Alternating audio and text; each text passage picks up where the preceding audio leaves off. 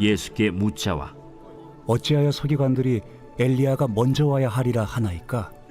엘리야가 과연 먼저 와서 모든 것을 회복하거니와 어찌 인자에 대하여 기록하기를 많은 고난을 받고 멸시를 당하리라 하였느냐. 그러나 내가 너희에게 이르노니 엘리야가 왔으되 기록된 바와 같이 사람들이 함부로 대우하였느니라.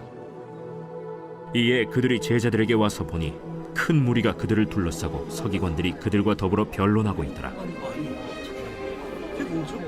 온 무리가 곧 예수를 보고 매우 놀라며 달려와 문안하거늘 예수께서 물으시되 너희가 무엇을 그들과 변론하느냐. 무리 중에 하나가 대답하되 선생님, 말 못하게 귀신 들린 내 아들을 선생님께 데려왔나이다. 귀신이 어디서든지 그를 잡으면 거꾸러져 거품을 흘리며 이를 갈며 그리고 파리해지는지라.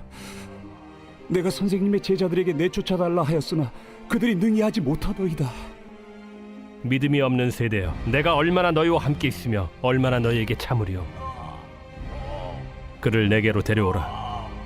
안녕하세요. 사랑하는 근수 가족 여러분, 3월 2일 근수 매일 말씀 시작하겠습니다. 오늘 본문은 마가복음 9장 11절부터 19절까지 말씀입니다.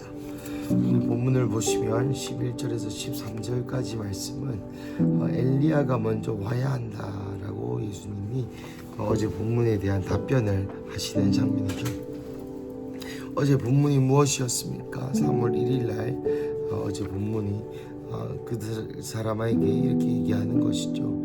아무에게도 이르지 말라. 인자가 죽은 자 가운데서 살아날 때까지 본 것을 아무에게도 이르지 말라. 예수님이 하신 기적을 사람들에게 얘기하지 말라라고 당부하신 후에 11절에서 13절 엘리야가 먼저 와야 한다. 이 엘리야가 누굽니까?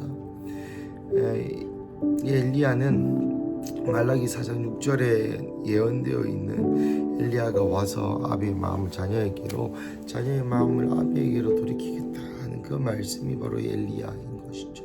그 엘리야 세례 요한, 아비의 마음, 하나님의 마음을 사람에게로, 사람의 마음을 하나님에게로 돌이키는 바로 그 자, 또 그런 사역이 현재 남은 우리의 사역일 줄로 믿습니다.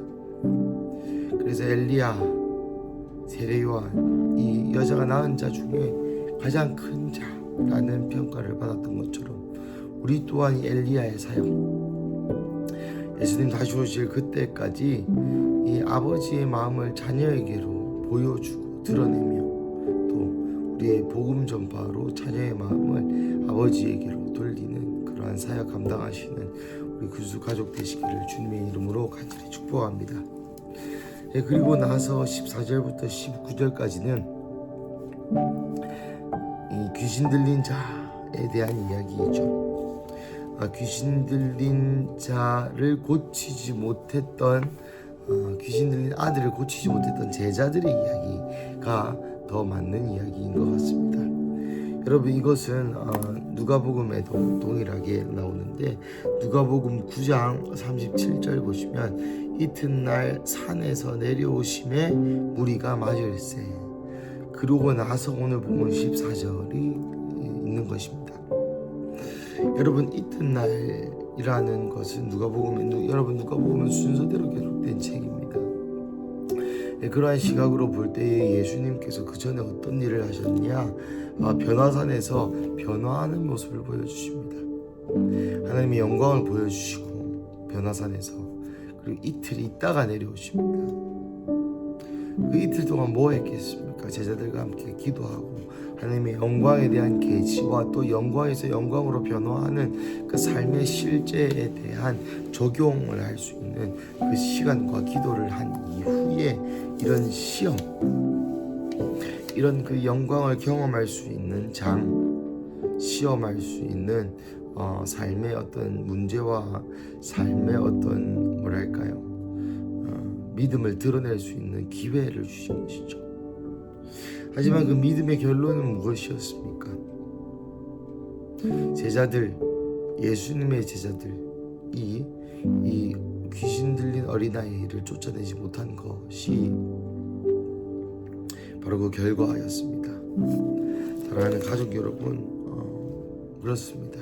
하나님 우리에게 항상 기적과 영광을 허락하실 뿐만 아니라 우리에게 그 기적과 영광 돌파를 경험할 수 있는 기회를 주십니다. 그것을 통하여 우리에게 하나님께서 다른 차원의 삶을 살 수 있는 연습을 하게 하시는 것이죠. 하나님 우리에게 예언을 하시고 하나님 우리에게 돌파를 하게 하시고 하나님 우리에게 성령을 부으시는 까닭은 우리가 기분이 좋고 우리가 영적인 사람이 되고 우리가 또 좋은 느낌을 가지고 위로 그런 수준을 넘어서 오늘 본문처럼 손을 얹은 즉 나으니라 가서 모든 열방을 제자 삼아 가서 병든 자에게 손을 얹은 즉 치유하라 라고 하신 하나님의 명령을 수종될 수 있는 인생, 삶이 바로 우리의 인생이라는 것입니다. 하지만 19절에 하나님께서 이렇게 말씀하시죠. 일시대 믿음 없는 세대여 내가 너희를 얼마나 함께 있으며 얼마나 너희에게 참으리요 그를 내게로 데려오라. 또 다른 성경에는 이렇게 표현되어 있습니다. 기도와 금식 외에는 이런 유언하지 않는다. 이 본문은 아니지만 제자들이 고치지 못한 사례의 이후에 기도와 금식 위에는 이런 유언하지 않는다라고 예수님 말씀하십니다. 사랑하는 가족 여러분, 그렇습니다. 우리의 인생이 예수님과 함께 살아가는 인생인데 그 예수님과 함께 산다는 것이 무슨 의미일까요? 예수님이 우리 안에 거하신다라는 것이 어떤 의미일까요? 저번 주 목금토 이렇게 3일간 청년들과 함께 데이비 나이트 목사님과 함께 집회를 해야 했습니다. 그때 데이비 나이트 목사님이 강조하셨던 것이 우리의 삶에 하나님이 넘쳐 흐르는 것에 대해서 많은 강조를 하셨습니다. 그래서 우리의 인생이 우리를 위한 것, 우리의 인생을 위한, 우리의 어떤 삶 그 자체를 위한 것이 아니라 우리가 하나님 사랑하고 우리가 하나님 가까이 할 때에 그 하나님이신 그 생명이신 또 하나님이 우리 인생에 넘쳐 흘러서 우리가 손을 얹은 즉 나음이 있고 오늘 본문에도 이 귀신 들린 아이에게 가서 그 아이를 위하여 기도한다기보다는 우리 안에 계신 그 권능으로 선포하는 것이죠. 예수 이름으로 명한다 나음을 입을지어다. 예수 이름을 명한다 일어나 걸어라. 또 우울증 걸린 사람과 도움이 필요한 사람과 생명이 없는 사람들에게 다가가서 그 생명을 흘려보내는 것입니다. 그렇습니다. 기독교는 생명의 종교요, 기독교는 생명을 전하는 종교입니다. 그러니 우리도 우리 인생이 죽음으로, 슬픔으로, 광야로, 메마름으로 가득 찬 것이 아니라 이 생명으로 가득 차야 한다는 것이죠. 사랑하는 가족 여러분, 오늘 하루 가운데에 생명으로 가득 찬 인생 사시기를 주님의 이름으로 간절히 축복합니다.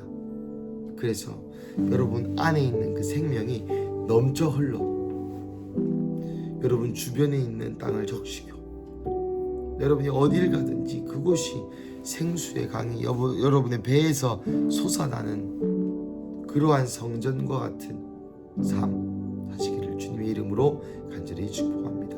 함께 기도하시겠습니다. 하나님 감사합니다.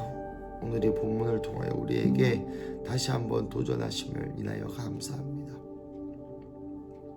하나님, 회개하는 것은 우리가 이 믿음이 없는 세대임을 고백하며 다시 한번 주님 주신 이 복음의 풍성한 삶으로 들어가기로 결정합니다. 하나님 우리에게 영광스러운 모습을 보여주시고 함께 기도하러 돌파할 수 있게 하여 주시고 그 이후에 거기서 멈춰 있는 것이 아니라 우리의 삶에서 그것을 적용할 수 있게 하시니 주님 감사합니다. 하나님, 매일의 삶이 새 날이고 매일의 삶이 새 순간인데 매일의 삶 동안 하나님 그 하나님께서 주신 은혜와 지식과 하나님께서 주신 돌파와 성령을 흘려보내는 그 생명이 나에게서 흘러나가는 그러한 우리 인생 살게 하여 주시옵소서. 주님 감사합니다. 이 모든 말씀 살아계신 예수님의 이름으로 기도합니다. 아멘. 네.